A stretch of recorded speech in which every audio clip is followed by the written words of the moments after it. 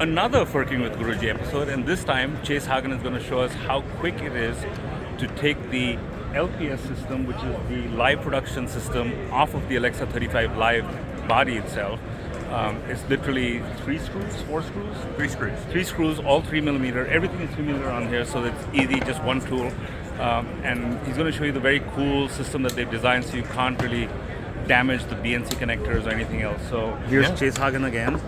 And so you can see we have still stuff on the camera. We've got a top plate, we've got the LLA plate, which is the large lens adapter plate, and we don't need to take those off. So Chase is now going to show us what happens, how quick it is to disassemble this and put this back together again.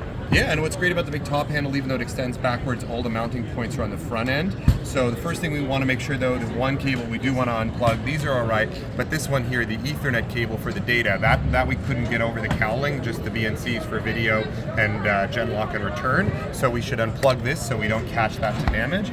And then it's literally 3 screws. The screws, unfortunately, aren't captive just by design. There was no way to do it. Normally, you know, we always try very hard, but in this case, they are not captive. So we're going to take off one.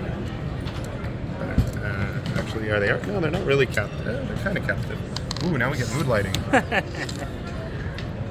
All right, 2, like so. And then the last one, if I flip it around, it's going to be there on my side, right here. And as you can see, that's an angled screw, so it sort of goes in on an angle, but still not a problem. Yeah, and then it sits. So now, 3mm driver as well? Yep. Okay. Let's see.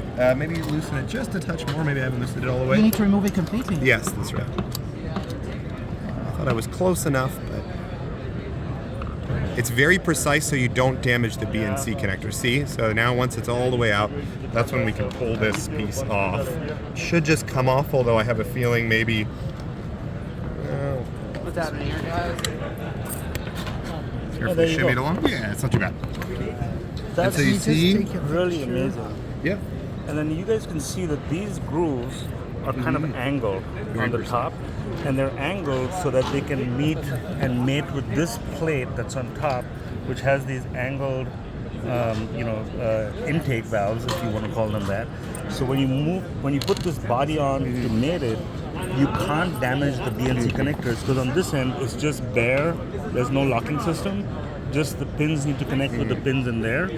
So when you put this on, these will actually guide you into this, so you can't force the BNC connectors apart. Really, really smart design, and it's really solid. I mean, look at how thick that is, and it will take, I believe, up to 30 kilos on the back. Yeah. With the weight, with just those 3 screws, because of the way it's designed. So really smart system. Yep. And now you have this body that you can just take and run off and do some other shooting if you needed to without the live production system.